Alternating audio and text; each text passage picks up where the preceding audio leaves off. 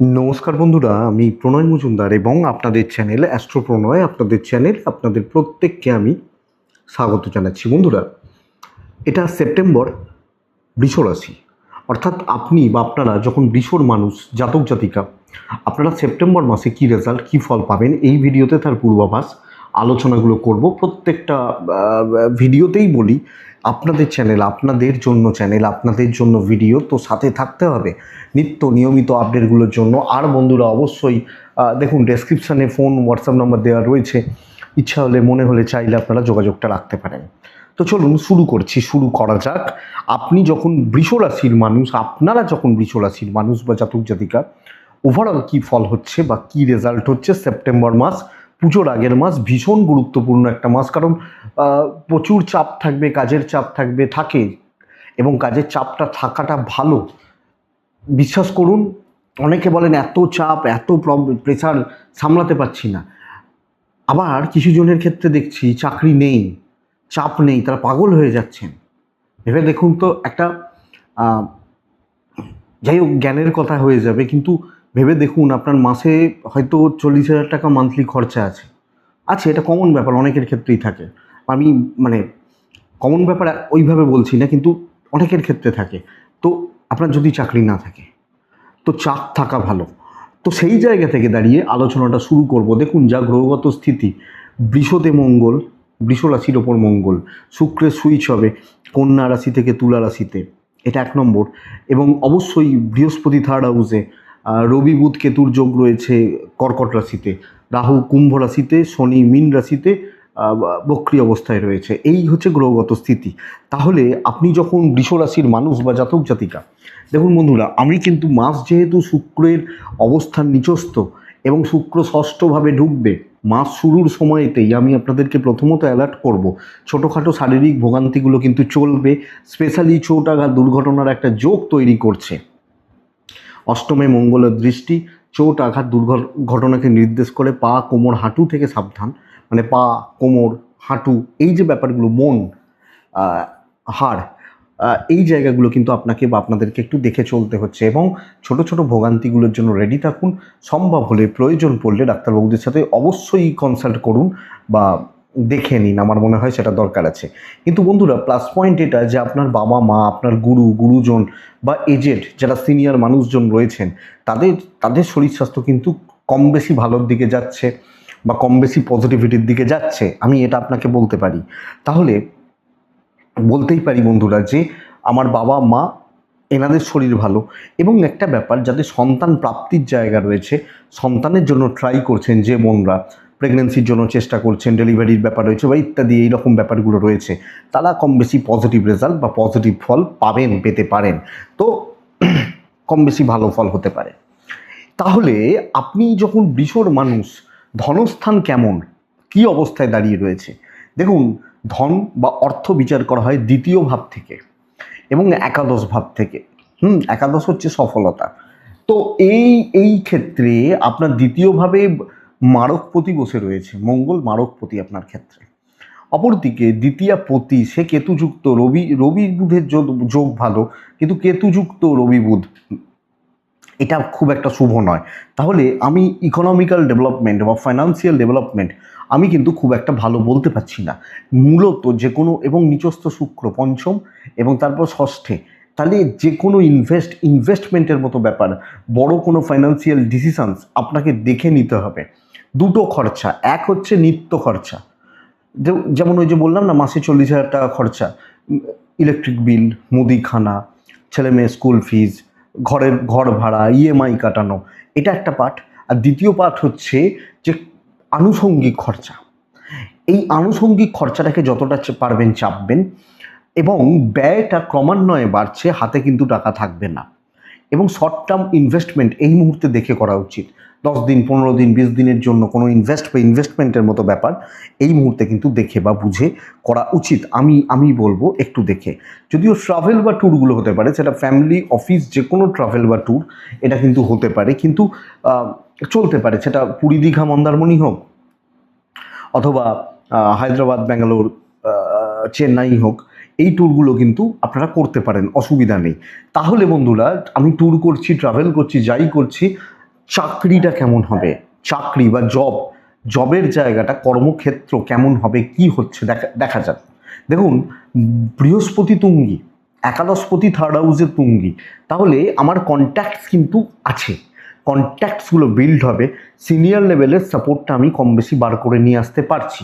কিন্তু এটা বুঝুন, 10th হাউসে রাহু, দশমভাবে রাহু, কর্মক্ষেত্রে কিছু গুপ্ত শত্রুতা এর মধ্যে বা এর মুখে আপনাকে ফেলবে। আপনি যখন মানে আপনারা যখন বৃষ রাশির মানুষ বা জাতক জাতিকা, কিন্তু আমি এখান থেকে দাঁড়িয়ে বলবো দুটো পার্ট। এক হচ্ছে যে টার্গেট বেস কাজকর্ম, যাদের নিত্য কাজ একই কাজ, ধরুন আপনি ব্যাংকের ক্যাশ কাউন্টারে বসে আছেন, তো আপনার প্রত্যেক দিনের ওই একই কাজ, মানুষ আসবেন, টাকা ফেলবেন, আপনি টাকা গুনবেন। এবং আর একটা হচ্ছে টার্গেট, যে ভাই তোমাকে 1 লাখ টাকার বিজনেস দিতে হবে 1 মাসে। এই যে টার্গেট বেস কাজকর্মগুলো, এটা ভালোর দিকে যাচ্ছে, ভালো কাজ হচ্ছে, পাবলিক সার্ভিস, পাবলিকের হেল্প আমার মনে হয় আপনি ডেভেলপ করছেন। তো ওভারঅল চাকরি ক্ষেত্র কিন্তু বেটার, তবে চাপ আছে, প্রচুর চাপ রয়েছে। একাদশে বক্রী শনি, 10th হাউসে রাহু, অত সহজে আপনাকে খেতে দেবে না, ঝামেলা পাকিয়েই খাবেন। তো আপনি রেডি থাকুন, দেখুন, দেখে চলুন, ভালো ফল বা ভালো রেজাল্টগুলো হয়ে যাবে। আপনি কি রাশি? আপনি যখন বৃষর মানুষ বা জাতক জাতিকা হচ্ছেন, চেঞ্জেস হতে পারে, চাকরি সূত্রে দূর ভ্রমণ হতে পারে, কোনো ইন্টারভিউ দেওয়া আসতে পারে, মানে ফ্রেশার্স ভাই বোনরা অপরচুনিটি তৈরি হচ্ছে।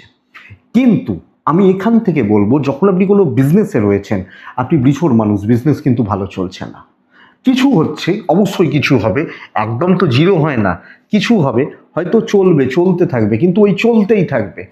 হিউজ সেল, আপনি হঠাৎ করে 2 লাখ টাকা ইনভেস্ট করে দিলেন, প্রচুর টাকার মাল তুলে নিলেন, কোনো বিজনেস ডিল করতে যাচ্ছেন, একটু দেখে। আর সবচেয়ে বড় কথা, রেগুলার কাস্টমাররা আসতে পারেন, কিন্তু ফ্লাইং কাস্টমার যারা হঠাৎ করে মাল নেবেন, এই জায়গা কিন্তু চাপের। যা ধরুন রেগুলার আপনার কাছে মাসকাবারি খায়, খাতা আছে, বা প্রত্যেক দিন আপনার দোকান থেকে, এটা তো একটা দিক, কিন্তু ফ্লাইং চাই। তো এই ফ্লাইং কাস্টমারদের সংখ্যা একটু কম। ইভেন যারা শিল্পী, ক্রিয়েটিভ জগৎ, বা যারা আমি প্রোডাক্ট, একটা ডাক্তারবাবু তিনি প্রোডাক্ট, তো এই পার্টটা কিন্তু একটু ঘেঁটে রয়েছে, দেখতে হবে। মানে একটু কাজের চাপ হালকা হয়ে যাচ্ছে, হালকা বা ওই প্রেশারটা কম আসছে, এটা বলবো। তবে আমি যখন পারিবারিক জীবন দেখছি, দাম্পত্য জীবন দেখছি, বন্ধুরা, পারিবারিক সম্পর্কগুলো কম বেশি স্থিতিশীলতার জায়গায় আপনাদেরকে নিয়ে যাচ্ছে, এটা আমি আপনাকে বলবো বা বলতে পারি। পারিবারিক সম্পর্ক বা পারিবারিক সম্পর্কগত দিকগুলো কিন্তু কম বেশি স্থিতিশীল, চালিয়ে নিতে পারেন বা চলে যাচ্ছে বলতে পারি। বাট দাম্পত্য জীবন, হাজব্যান্ড ওয়াইফের সম্পর্ক একটু কিন্তু ফ্লাকচুয়েট করবে। সপ্তমপতি দ্বিতীয়ায় বসে রয়েছে, আপনার পার্টনারের সাথে আপনার পরিবারের সম্পর্ক খারাপ হতে পারে, ভুল বোঝাবুঝি আসতে পারে, ইনলস থেকে কিছু ক্ষেত্রে প্রবলেম আসতে পারে। সামগ্রিকভাবে এটা কিন্তু আপনাকে ঘাঁটবে। এবং হাজব্যান্ড ওয়াইফের জায়গায় একটু দেখবেন, যদিও প্রেম ভালো, বিয়ের কথাবার্তা ভালো, ধরুন আপনি প্রেম করছেন, প্রেমটা বিয়েতে কনভার্ট করতে চাইছেন, প্রেমটা বিয়ের দেখাশোনা করছেন, বা নর্মাল যারা প্রেম করেন, ভালোবাসা আছে বা এগুলো রয়েছে, তারা কম বেশি ভালো রেজাল্ট পাবেন বা কম বেশি পজিটিভ রেজাল্ট পেতে পারেন। তো এটা নিয়ে অসুবিধা নেই। কিন্তু বন্ধুরা, দাম্পত্য একটু দেখে চলুন, দেখে বুঝে সামলে চলুন, আমার মনে হয় ভালো হয় প্রেমিক প্রেমিকাদের ক্ষেত্রে। এবং কাউকে যদি পছন্দ হয়, পছন্দ রয়েছে, প্রপোজ করবেন বা আপনি এগোতে পারেন, অসুবিধা নেই। বন্ধুরা, আরেকটা ব্যাপার আমি খেয়াল রাখতে বলবো, আইন, পুলিশ, কোর্ট কাছারি সংক্রান্ত ব্যাপার, জায়গা জমি সংক্রান্ত বিরোধ বা বিবাদ, যে কোনো এই ধরনের বিরোধ বা বিবাদ, এটা কিন্তু আপনাদেরকে দেখে চলতে হবে। অবশ্যই এই জায়গাটা, এই দিকটা লক্ষ্য রাখুন, নজর রাখুন।